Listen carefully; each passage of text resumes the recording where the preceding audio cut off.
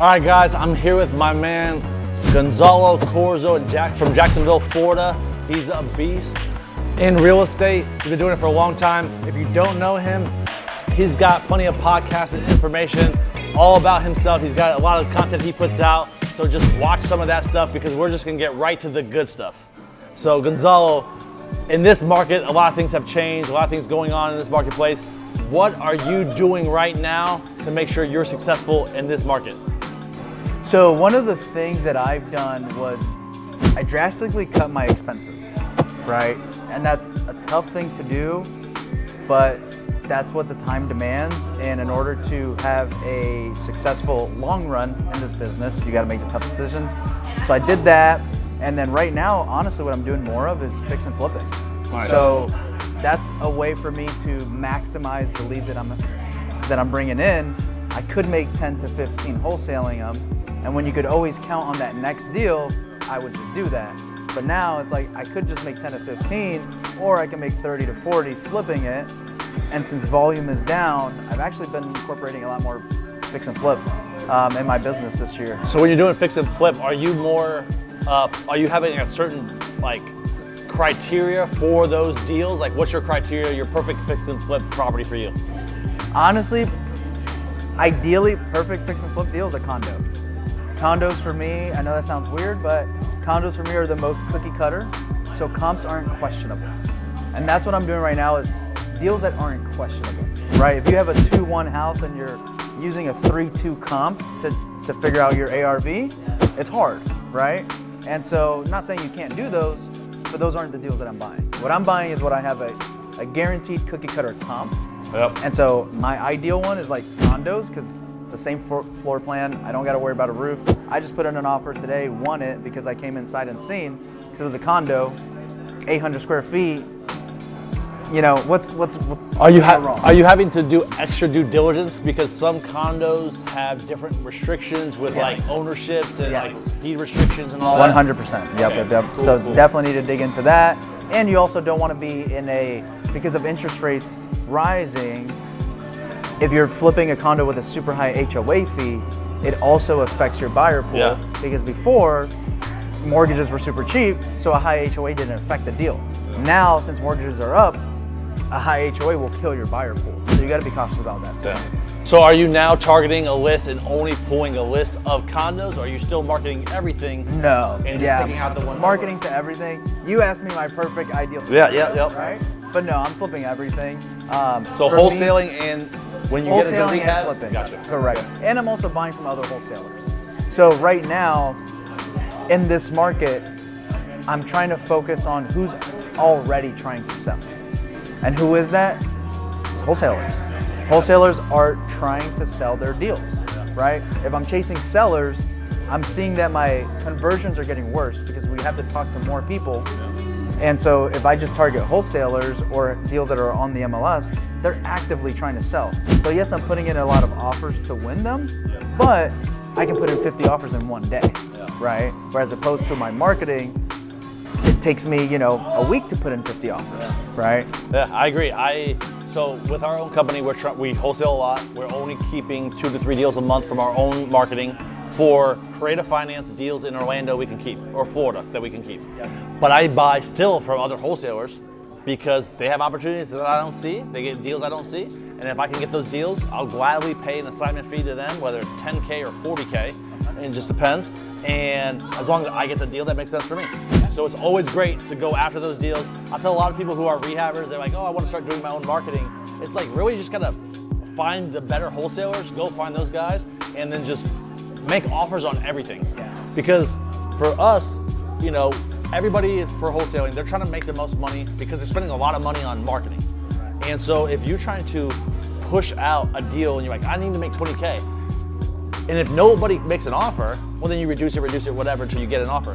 But if you're the one buyer who comes in and says, hey, you want 100, I'll pay 80, and you're the only one that made me an offer, then I'm gonna go back to you and say, hey, what's the highest you can pay? Maybe it comes up to 82 and I can go back and get a reduction. So if you're a buyer out there, you work with wholesalers, make offers on every single property like you do on the MLS as well. 100%. It takes 50 offers, but you'll get them and get them more often. And then they'll go to you too. And you'll get that call back Hey, I made an offer a month ago. They were asking 100. Yep. They probably had it for 90. My best was 85. It was a done deal. A month later, hey, we renegotiated it. Can you do 86? Yeah. Yes, I'll buy it at 86. Let's get it done, right? So that's been game changer for me this year, and unfortunately, it took me. This year's been weird. So it took me a couple months to realize this, and it took me a couple of successful flips to be like, shit, I need to be doing more of these, right? And so I've actually bought houses from other wholesalers and just trashed them out and then resold them, right? Or I will actually do the full-blown fix and flip, right? But you brought up a good point, man. Like, a lot of fix and flippers want to get into doing their own marketing, and I give them the same advice you do. I'm like, just get on 10 more wholesalers lists and put offers on everything. And being a wholesaler at heart, I've been wholesaling for 8 years now. Yeah. So I know what it's like on the wholesale side. So I feel like it makes me a better flipper because I know how to win the deals. Yeah. Like today, I won a deal because I came in sight unseen. I don't need to walk the house. Yeah. And I know for wholesalers, that's a big deal, right? It's like, hey, I can sell this with a walkthrough at 78, but if I take this sight unseen, I can get it at 73 and it's a guaranteed deal, and I'll put EMD today, right? And so like, because I've been on the other side, I feel like I'm winning more deals because I know what's gonna get it done. Yeah. That makes sense. And you're building better relationships. Those people will go back to you again and they'll cut you deals. Like, we rather sell in our company, go back to the repeat buyers again and again, than make an extra 2, 3K over here or 5K, going with somebody we don't know, don't have a relationship with. And so if you want to win those relationships, you have to like make that extra effort and provide value to the wholesaler by doing certain things like that. Correct. No, absolutely. So so obviously you're crushing this right now. You're going to do more rehabs and more wholesaling. What's your like goal? Like, where do you want to be, or where do you see yourself in 5-10 years from now? Yeah, that's a great question. So 5 years from now, I see my wholesale operation, because I've scaled a massive wholesale operation, and I know when you start to have diminishing returns, right? And so for me, that threshold for me is like 1.5, maybe 2 mil in revenue for my wholesale company. That's where you can still have a healthy bottom line. After that, maybe I did it wrong or I don't know, right? But my bottom line just went to crap after I started doing multiple millions of dollars, right? And so for me, in the next 5 years, what I'm envisioning is I do 1.5 mil in wholesale, I do 2 to 2.5 mil in flip revenue, and I'm keeping about 5 to 10 single-family homes a year. Nice. That's my dream vision, and if I can do that, that comes with less stress, right? And I was that guy who just chased deal volume as opposed to profitability and bottom line, what's going in my pocket. Yeah. And I don't know if it was having a baby that changed that, or the market that changed that, you know what I mean? Yeah. Or just growing up and getting a little bit older, right, that changed that. Well, being in this business, you learn a lot of things from it. Like Correct. Like we're always, for a long time, we're always putting money into the deal, staying broke, reinvesting in the business, and that's you have to do that to continue to grow your company and scale up. But like, you have to realize, like, there's books like Profit First where you got to pay yourself. Like, you have to. And so we've implemented those changes, and so it's like almost like growing pains. Yeah. And it's like you're like, shit, like, okay. And as you learn, so like being in the mastermind we're in together here, connected, you learn these things, and you continue to grow and change your business and how you operate. And it's definitely a grind, but you have to be in these types of rooms to to know what you're doing wrong and how to fix it. Agreed. So 100%. And that's why I love being about this room, because I've been a wholesaler my whole life, and I'm used to that, and I've been flipping houses on the side a little bit, and now I'm going to be putting a more heavy emphasis on that. But I've only fixed and flipped like 3 or 4 houses at a time, right? And so that's different challenges than fix and flipping 5 to 10 houses at a time, right? And so I don't know those challenges.